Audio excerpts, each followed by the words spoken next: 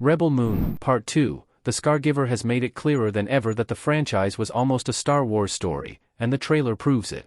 The Scargiver is the second movie in Zack Snyder's Rebel Moon space opera film series and the direct sequel to Rebel Moon, Part 1, A Child of Fire. While Rebel Moon is canonically unrelated to Star Wars, the influence of the latter on the former is undeniable. The first movie toyed with the idea of Rebel Moon acting as an homage to Star Wars, but the Scargiver trailer has dispensed with the subtleties. The Rebel Moon 2 cast is largely the same as that of the first movie.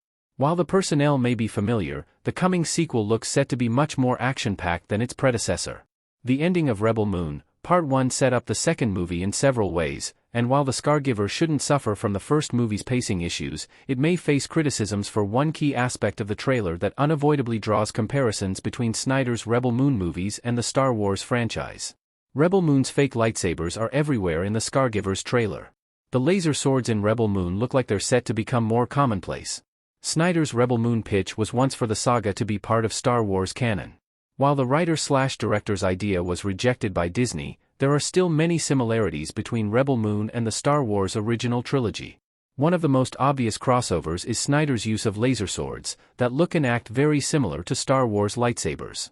While Snyder's take on the weapon also appears in the first Rebel Moon movie, only Nemesis uses them, and sparingly so.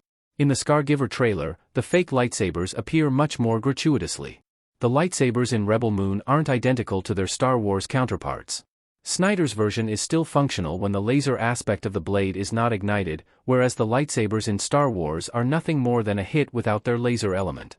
Nevertheless, it's impossible to ignore the aesthetic similarities, and the fictional blade's increased presence in the new Rebel Moon trailer evokes strong images of Star Wars movies.